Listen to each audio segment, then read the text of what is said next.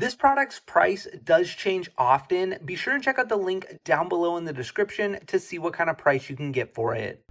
Hey guys, Tyler here, and in today's video, we're taking a look at this red Xbox controller. Now, this is the controller right here, and you'll notice it has the typical kind of Xbox controller layout here. I do like on the right that they actually have those little kind of colored dots to remind you which color the buttons are, because they do kind of follow this black and red pattern here on this controller to make the controller look cohesive here.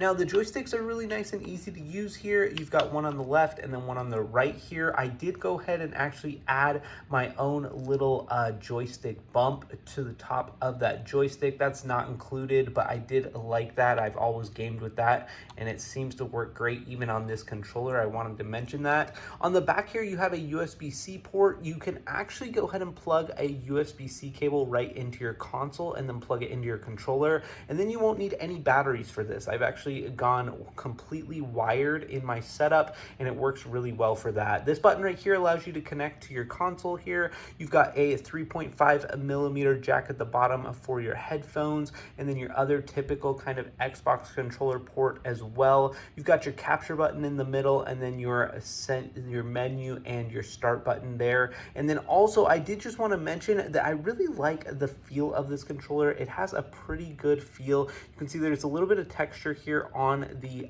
triggers, and then on the back, my only complaint would be I wish this back part wasn't white. You can see it's starting to get a little bit dirty here, but you can see this really nice texture as well. It allows you to really get a good grip on the back side of the controller. Now, overall, I've been really impressed with this controller. It's held up really nicely, and I really enjoy using it, and for that reason, I'd highly recommend it. Now, make sure and check out the link down below in the description to get your hands on this product.